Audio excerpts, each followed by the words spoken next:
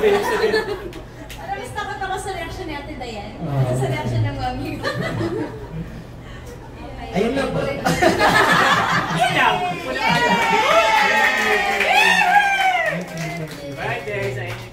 And of course, gusto ko rin po pasalamat sa ating bisita, si Rafael na umalis na, and Binibining Maria. Salamat po sa pagpunta. Na hindi naman ako masyadong na-surprise, konti na. Ayun po, maraming salamat po. Kaya nga eh, tumaping si Ate Sil. Siyempre naman, imposible hindi ako pupunta sa, not just sa get-together ng Team Coffee, di ba? Pero first time sa birthday mo. Wala ka naman sa Korea, wala ka naman sa Korea, di ba? Ha? Wala ka sa Korea, para makakapunta talaga. Walang excuse. Hindi ako dito, kaya ang hirap pag sino kayo. Naglalag ata. Ay, na-signal. Teki ka, teki. Ako ba Ate sa Ate Sil. Pwede na akong mag-workshop. Question na po, may informing question pa.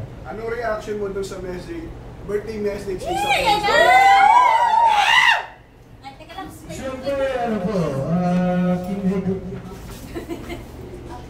Nakakilig. Masarap sa puso. Kita naman po siguro sa reaction ko mismo dun sa AOS. Hindi may tabi. Hindi may tago yung ngiti ko, yung lumabas yung kulit ko kasi kasama na yung kantsawa ng mga tao sa audience, si Derek. So, wala, nakakakilig. Masaya sa puso. And siya rin naman po, binabi niya yung buhay.